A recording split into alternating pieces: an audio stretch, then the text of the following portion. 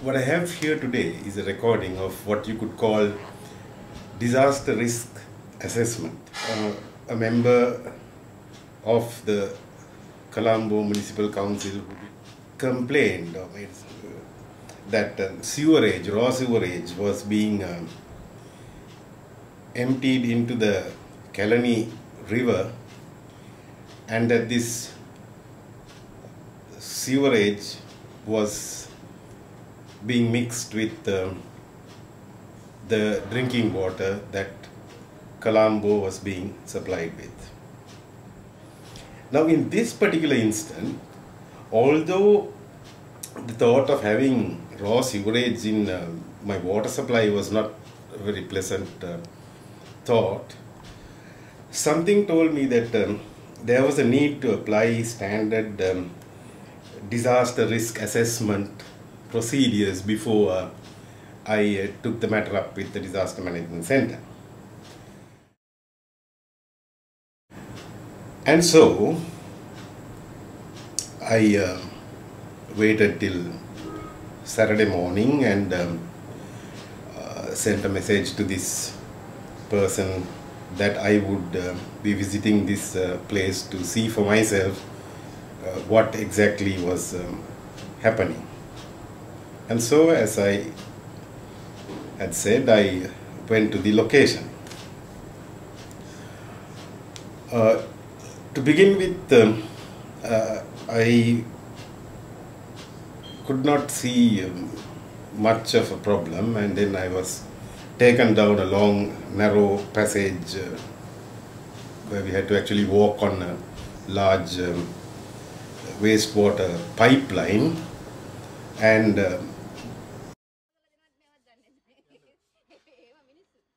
we had to walk right to the end of this pipeline, and then I was shown a canal or a channel or a drain into which apparently this untreated raw sewerage was being allowed to flow.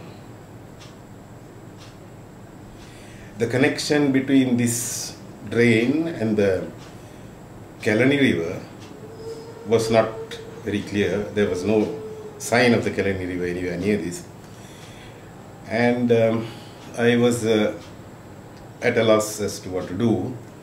Then, of course, I was told that there's a sewerage treatment plant close by where the sewerage was apparently collected and then pumped out along a sewer line, and it was supposed to go to a place called Madampitiya where it was further treated, and then it was supposed to be pumped out 3 kilometers distance into the sea.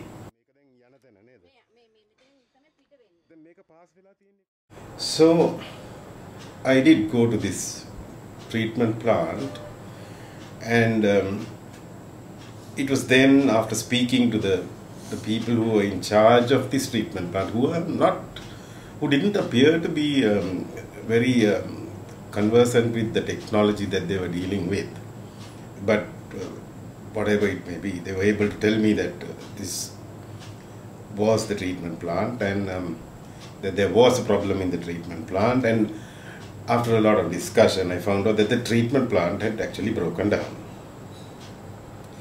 and as a result the sewerage was not being properly processed and it was overflowing, and it had gone into a drain along the side of the road, and from the drain along the side of the road it had gone into this housing colony, and there was basically the sewerage was basically going to the wrong place.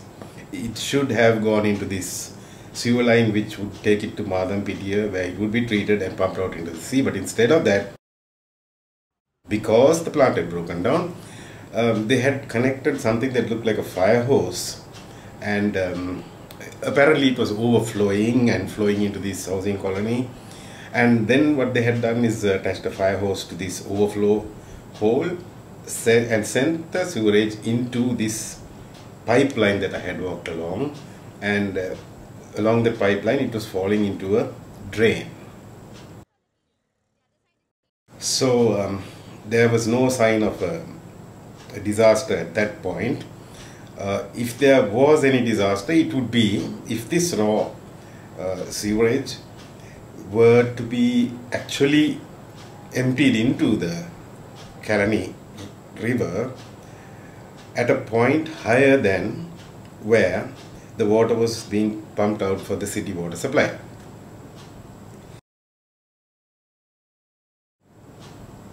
Now that was not clear. So this person then told me to come to another housing scheme where this water would go down, and apparently it was from there that it went into the Kalani river. Now the talk about the water going into the Kalani river was sort of getting a little less emphasized as I went along, and it was more a problem of the people having to deal with this sewerage which would not normally be sent along their drain, and which was being sent along their drains because the treatment plant had broken down. So now the emphasis I could see was on the fact that the treatment plant had broken down, not that the water was being pumped into the Kalani river where it was contaminating the city's water supply. Anyway, for what it was worth, I went with this person to the next housing colony where this water was supposed to be flowing to the Kalani river. Now by the time I got there, I found that yes, the whole sewerage plan, let's forget about the sewerage, the drainage plan, this was basically rainwater drains. But the drains, I think, were not properly planned. It looked as though the slopes were not properly calculated. It looked as though the volume of water that would flow along those drains had not been anticipated properly. So the drains were not in good condition. And of course, I kept raising the question of then, where does this go into the Kalani river? And then, of course, I was told that it does not, it goes into the river far below the point at which the water is pumped out for the city supply. So now there was no possibility of a disaster arising out of this. Of course, there was a very small chance that something like cholera or typhoid or something like that could break out if people were using this water for drinking purposes, but that seemed not only to be unlikely, but it seemed unlikely that it would create a disaster. So I then realized that this question of disaster risk assessment has to be carried out very carefully before one comes to the conclusion that there is a disaster. And I also realized that people with some kind of a political agenda are not the best people to carry out this kind of disaster risk assessment.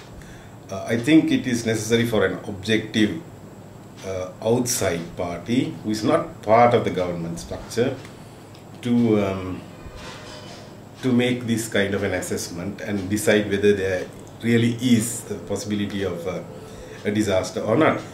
Now, that is because what I noticed is that there were plenty of drains in that area which were in much worse condition than this particular drain. The only difference was that in this particular case we had the sewerage being sent into a rainwater drain, which was not where it was supposed to be sent.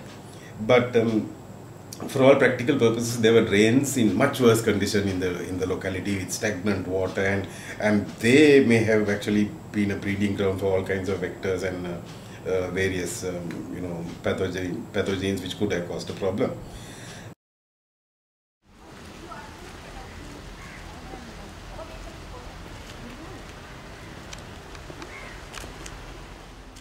So it looked like, to me, it seemed that this was a part of a political campaign where an impression was being given to residents that there was some kind of great concern for their well-being, because from what I could see, this was an administrative, technical problem which could very well have been dealt with from by the municipal council using its own administrative structures. And in fact, I said that if the plans and if the technical details relating unit that had broken down were made available to an engineer, it could not really be so difficult a problem or so great a problem as to prove unsolvable, and the matter could probably be sorted out very easily. So the point I'm trying to make here is the importance of disaster risk assessment. We cannot act on what people say, because sometimes they are not very clear about whether they are dealing with a disaster, potential disaster or not.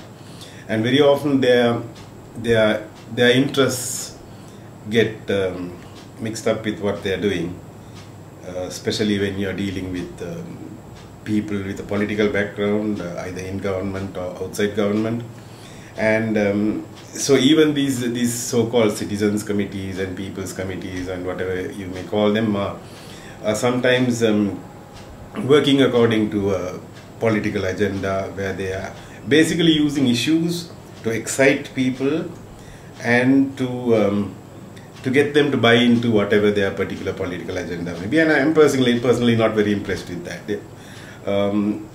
This whole question of development and disaster management and things like that, they demand a certain objectivity. There is a problem that they seek to address, and when political interests and political agendas get mixed up with these things, I don't think I think a lot of energy is then dispersed in directions that are quite irrelevant to the problem at hand. So that is what I learned from this this exercise in disaster risk assessment, which was quite resource intensive. It took about 2 hours or 2.5 hours. It involved traveling maybe 10 or 15 kilometers and speaking to many people, and so there was a lot of cost involved in this thing. And I don't think that these people really realized that this thing is so costly, and that they could have sorted this out from within the administrative apparatus of the municipal council itself without having to waste the time of the citizens committee or anybody else's time, or even their time and their resources. There were 2 motor vehicles which had to be used, consuming quite a lot of petrol, I suppose, and polluting the atmosphere in its own way. All this could have been avoided if the matter was handled in a very kind of from using the administrative structures of the Colombo Municipal Council. So it is very important for us as development workers, and particularly those who are involved in this disaster risk management. It's very important for us to be careful. It's very important for us to be focused, and it's very important for us to take kind of a technical approach to whatever we are doing, and not get sidetracked and not get kind of carried away by people who they're doing their job in their own way. I mean, as politicians, they try to win the support of the people, to ensure that they remain in political office, but that is not what development or what disaster management is all about. And we should be very careful not to get sucked into their agendas and become tools in their hands. That's what I feel about this thing. And I would like to hear from any of you who have any comments about this little video that you have been watching. Thank you.